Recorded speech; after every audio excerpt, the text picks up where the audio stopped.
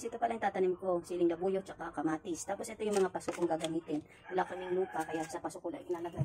Tapos ito ang lupa na nabili ko. Yan, yan ang lupa. Tatanim tayo dito. Sa likod lang ho ito ng aming bakuran. Yan ang lupa namin. Yan. Itong aking lupa. Dito ko itatanim yung mga buto nila. Sana tumubo ng maganda. Ito ang aking accepted challenge tanim. Yan.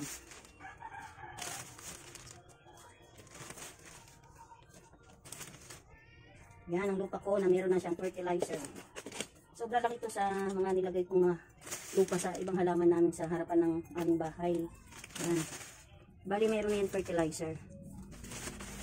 Lahat na yan. Ito yung nabibili sa labas. Sa mga bilihan ng mga tanim. Yan, may lupa silang binibenta.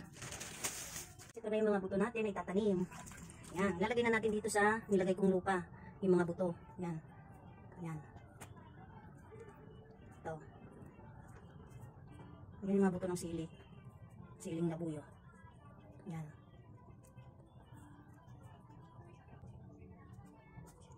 Wala akong nabiling nakapak na buto, kaya ito na lang na sili na nabili ko sa palengke. Yan, may mga buto naman siya, kaya pwede na rin siyang itanim. Yan, pwede rin yung buo. Tutubo na rin kasi yan dati. Nakapag-try na rin akong ganito. Tumubo siya. Yan.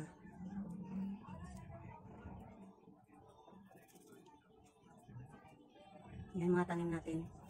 Tatanim natin yung mga buto. Mga buto lang kailangan natin. Para mas marami.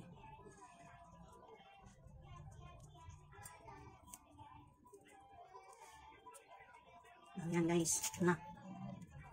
Pwede naman natin itatanim ang kamatis. May mga buto siya eh. Pwede na natin yan itanim. Tutubo rin yan dyan.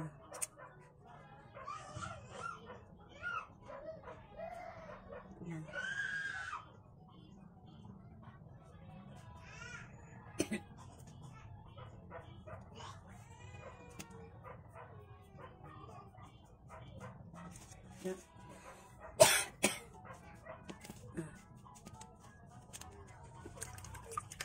Ngayon guys, nakatanim na yan. Ito yung sili, labuyo, ito yung kamatis. Ngayon, diligin na natin ng kaunti lang.